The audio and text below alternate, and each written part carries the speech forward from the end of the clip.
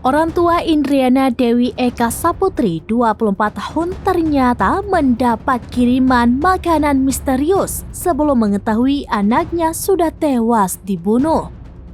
Namun, makanan tersebut diduga bukan dikirim oleh Indriana, melainkan pelaku.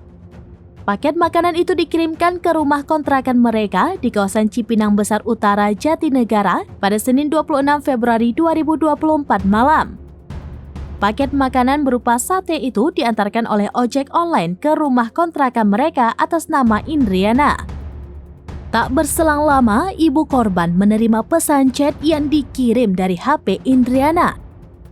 Pesan tersebut menanyakan terkait sate yang sudah dikirimkan. Dari pesan itu diduga Indriana menanyakan apakah rasa satenya enak.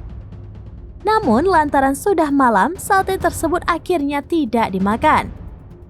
Diduga sate ataupun pesanan tersebut bukanlah dikirimkan oleh Indriana. Sebab berdasarkan keterangan Polda Jawa Barat, Indriana tewas dibunuh di kawasan Bukit Pelangi, Bogor pada Selasa 20 Februari. Ia dibunuh oleh kekasihnya bernama Didot Alfiansyah, pacar Didot yang lain yakni Devara Putri Prananda, dan pembunuh bayaran Muhammad Reza Swastika. Pada Selasa 27 Februari, aparat kepolisian mendatangi keluarga korban untuk mengabarkan kematian Indriana. Ketua setempat, Eko Sudianto, menyebut saat itulah orang tua Indriana mengaku bahwa mereka mendapatkan kiriman sate. Saat ini, sate tersebut telah dibawa polisi untuk diselidiki.